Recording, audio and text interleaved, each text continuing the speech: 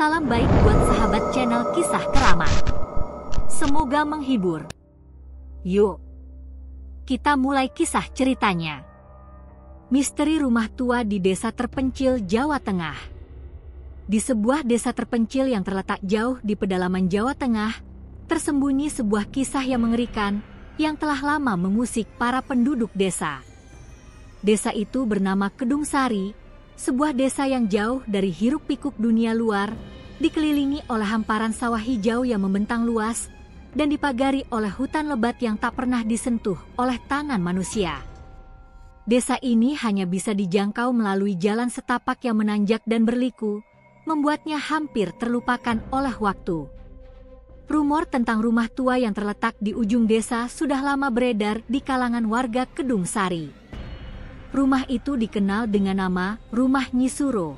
Menurut cerita orang tua di desa, rumah ini dulu dihuni oleh seorang perempuan cantik bernama Nyi Suro, seorang wanita yang memiliki ilmu hitam. Nyi Suro konon tinggal di rumah itu bersama suaminya, seorang petinggi desa yang sangat dihormati. Namun, semua berubah setelah suaminya meninggal secara misterius, hanya beberapa bulan setelah mereka pindah ke rumah tersebut. Sejak saat itu, kabar-kabar tentang kegiatan aneh di rumah itu mulai terdengar, pintu yang terbuka dengan sendirinya, suara tangisan di tengah malam, hingga cahaya aneh yang tampak dari dalam rumah yang gelap. Seiring berjalannya waktu, rumah itu akhirnya ditinggalkan, dan tak ada seorang pun yang berani menginjakan kaki di sana. Warga desa percaya bahwa rumah itu telah menjadi tempat tinggal bagi makhluk halus, dan bahkan ada yang menyebutnya sebagai kediaman Nyi Suro yang belum pernah tenang. Beberapa orang yang berani mencoba mendekati rumah itu konon tak pernah kembali dengan selamat, hilang tanpa jejak, atau lebih buruk lagi, kembali dengan cerita yang mengerikan. Pada suatu malam yang gelap, datanglah seorang pemuda bernama Rudi yang baru saja lulus kuliah dan ingin melakukan perjalanan untuk menyelidiki mitos-mitos yang berkembang di desa-desa terpencil di Jawa Tengah. Setelah mendengar cerita tentang rumah Nyi Suro, rasa ingin tahu yang besar membuatnya memutuskan untuk mengunjungi Kedung Sari. Meskipun warga desa memperingatkan agar tidak mendekati rumah tua itu, Rudi tak peduli. Baginya, mitos itu hanya cerita belaka, sesuatu yang bisa dibuktikan dengan logika dan bukti-bukti ilmiah. Sesampainya di desa, Rudi disambut oleh Pak Darmo, seorang kakek tua yang telah lama tinggal di desa tersebut. Pak Darmo mengenal banyak cerita tentang rumah tua itu, dan ketika melihat keinginan Rudi untuk menyelidikinya, ia tak bisa menahan rasa khawatir. "Jangan pergi ke sana, Nak. Rumah itu tidak hanya kosong, tapi juga menyimpan banyak misteri yang tak bisa dijelaskan oleh logika," kata Pak Darmo dengan suara serak yang penuh ketegangan. Namun, Rudi bersikeras. Ia memutuskan untuk pergi ke rumah itu pada malam hari, membawa kamera untuk merekam semua yang ada di sana. Ia ingin membuktikan bahwa semua cerita itu hanya khayalan belaka. Malam itu, bulan hanya tampak sebagai sebuah cahaya tipis yang tertutup awan, menciptakan suasana yang lebih mencekam. Rudi berjalan menyusuri jalan setapak yang sempit dan berbatu, dikelilingi hutan yang sunyi. Suara jangkrik dan serangga lainnya seperti terhenti saat ia mendekati rumah tua itu. Rumah itu berdiri tegak, tertutup semak belukar yang lebat, dan dindingnya dipenuhi dengan lumut hijau yang seakan-akan telah menelan seluruh sejarahnya. Pintu utama rumah itu sedikit terbuka, seolah mengundang Rudi untuk masuk. Dengan hati berdebar, Rudi melangkah masuk. Langkahnya yang pertama kali menginjakan kaki ke dalam rumah itu terasa berat, seolah ada sesuatu yang menahan tubuhnya. Udara di dalam rumah terasa dingin, dan bau lembab dari kayu tua memenuhi hidungnya. Ruangan itu gelap, hanya diterangi oleh senter yang dibawa Rudi. Setiap langkahnya memantul keras di ruang kosong yang sunyi, sementara hawa yang semakin dingin membuat bulu kuduknya meremang. Tiba-tiba, terdengar suara langkah kaki yang datang dari lantai atas. Rudi menoleh ke atas, namun tak ada apa-apa. Pikirannya mulai terganggu, namun ia tetap melangkah ke atas, mengikuti suara itu. Di lantai atas, ia menemukan sebuah ruangan yang tampaknya dulunya adalah kamar tidur. Di sudut ruangan, ada sebuah lemari kayu besar yang terkunci. Tanpa berpikir panjang, Rudy mencoba membuka kunci lemari itu. Namun, saat ia menarik tuasnya, suara berderak keras membuat jantungnya hampir melompat keluar. Lemari itu terbuka perlahan, dan di dalamnya ada sebuah boneka tua yang terbuat dari anyaman bambu dengan pakaian tradisional Jawa. Boneka itu tampak aneh, seolah hidup, dengan matanya yang kosong menatap Rudy. Tak lama setelah ia menatap boneka itu, sebuah suara halus terdengar, seperti bisikan dari arah belakangnya, "Jangan sentuh aku." Rudy terkejut, dan ketika ia berbalik, ia melihat sebuah bayangan putih melintas cepat di hadapannya. Suasana semakin mencekam, dan ruangan itu tiba-tiba terasa sangat panas. Rudy berlari keluar dari kamar itu, namun saat ia menuruni tangga, sebuah tangan tiba-tiba menyentuh pundaknya. Rudy menoleh, namun tak ada siapa-siapa. Namun, suara tangisan yang lembut terdengar jelas di telinganya, seperti suara wanita yang sedang menangis. Ia berlari keluar dari rumah itu dengan napas terengah-engah.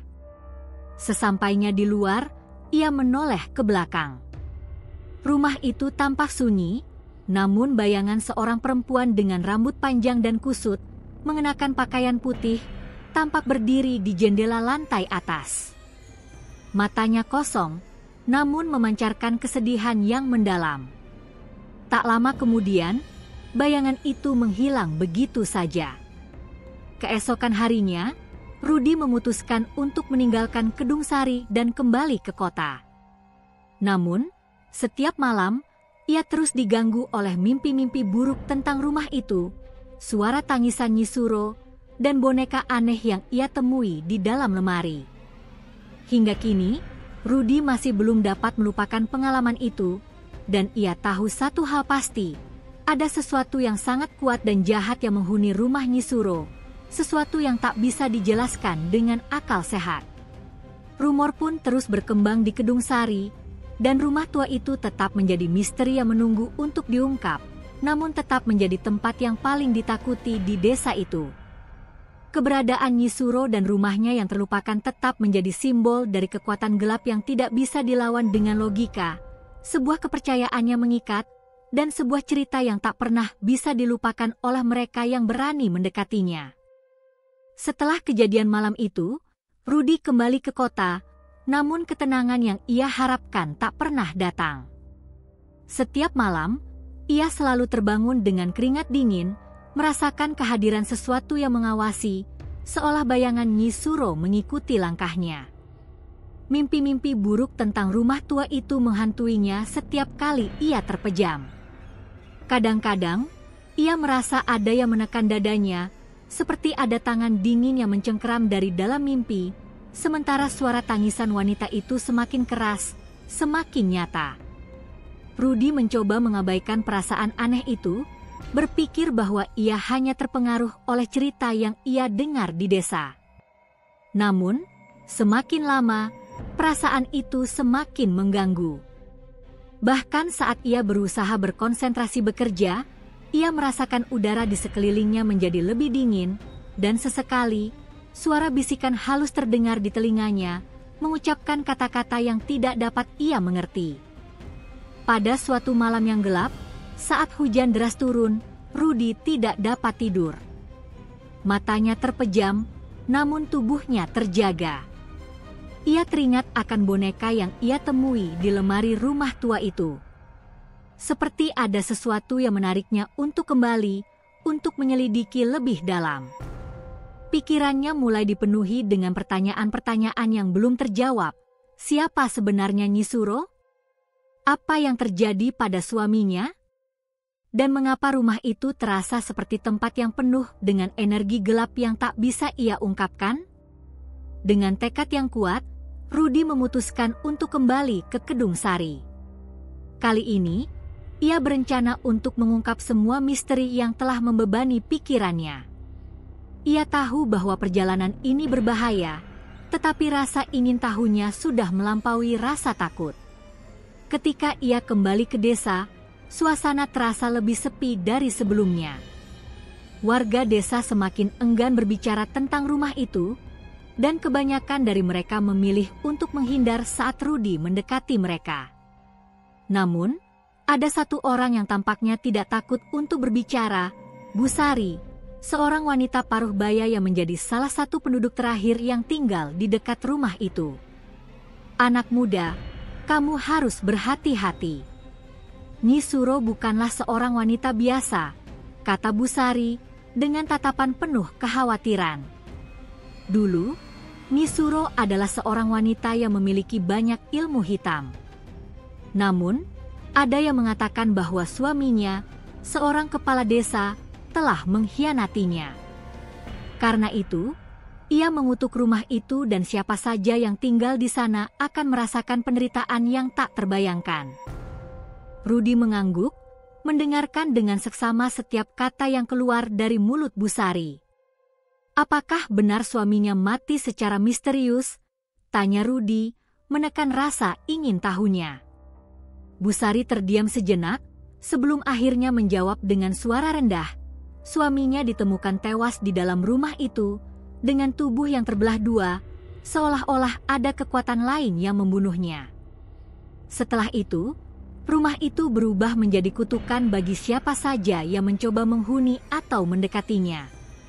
Tidak ada yang berani tinggal lama di sana, dan mereka yang mencoba tidak pernah kembali utuh. Rudy merasa hatinya berdebar semakin kencang. Ia tahu bahwa ia harus menyelidiki lebih dalam, meskipun rasa takutnya semakin menguat. Ia kembali ke rumah tua itu, kali ini dengan tekad yang lebih bulat. Ketika Rudy tiba di depan rumah, ia merasakan sesuatu yang berbeda. Udara terasa lebih berat, dan rumah itu tampak lebih gelap, meskipun matahari masih bersinar di luar. Ia melangkah masuk, kali ini dengan langkah yang lebih hati-hati. Pintu rumah yang tadinya sedikit terbuka kini tertutup rapat, seolah rumah itu menunggu kedatangannya. Rudy menarik pintu itu dengan perlahan dan masuk kembali. Ruangan yang dulu terasa begitu menakutkan kini tampak lebih gelap dan suram. Beberapa benda yang tergeletak di lantai seakan-akan menunjukkan bahwa rumah ini masih hidup, seolah ada yang menjaga dan mengawasinya. Ia berjalan perlahan menuju tangga, dan begitu ia menginjakan kaki di anak tangga pertama, suara bergerak keras terdengar, seolah rumah itu mengeluh. Ketika Rudy memasuki kamar di lantai atas, sesuatu yang tak terduga terjadi. Di sana, di tengah ruangan, ada sebuah meja kecil yang sebelumnya tidak ada. Di atas meja itu tergeletak sebuah buku tua yang tampaknya sangat usang. Rudy mendekat dan membuka buku itu dengan hati-hati. Halaman pertama mencatatkan sebuah nama, Nyi Suro. Tapi yang membuat Rudy terkejut bukan hanya tulisan itu, melainkan kata-kata berikutnya. Jangan pernah mencoba mengusik kedamaian rumah ini. Siapapun yang berani melanggar akan merasakan kutukan yang tak termaafkan. Buku itu tiba-tiba terbuka dengan sendirinya, membalik halaman-halaman berikutnya, seolah ada kekuatan yang menariknya. Halaman terakhir menampilkan gambar sebuah boneka yang sangat mirip dengan boneka yang ia temui sebelumnya. Boneka yang terbuat dari anyaman bambu, namun kali ini dengan wajah yang tampak sangat menyeramkan. Mata boneka itu seperti menatapnya, dan saat itu pula, suara tangisan kembali terdengar, semakin keras. "Jangan sentuh aku." Suara itu semakin jelas, seolah berasal dari dalam dirinya sendiri. Rudy panik dan mencoba untuk menutup buku itu, tetapi begitu ia menyentuhnya, tangan dingin tiba-tiba menggenggam pergelangan tangannya, menariknya ke dalam kegelapan. Ia berteriak, berusaha melepaskan diri, namun semakin keras ia berusaha, semakin kuat genggaman itu.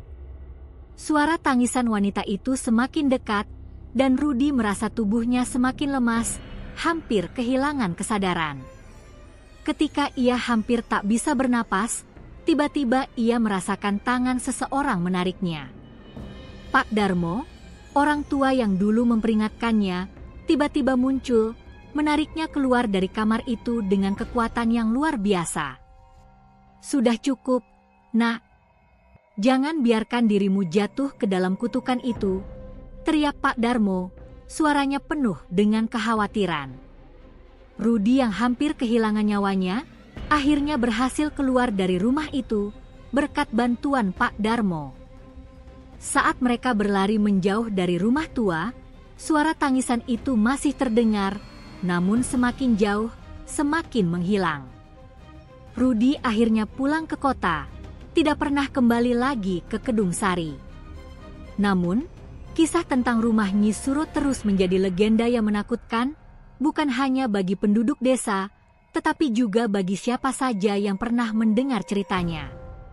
Rumah itu tetap berdiri kokoh, seolah menunggu kedatangan siapapun yang cukup berani untuk menggali lebih dalam misteri yang terkubur di dalamnya, sebuah tempat yang tidak hanya dihuni oleh kenangan, tetapi juga oleh kekuatan gelap yang tak bisa dihindari.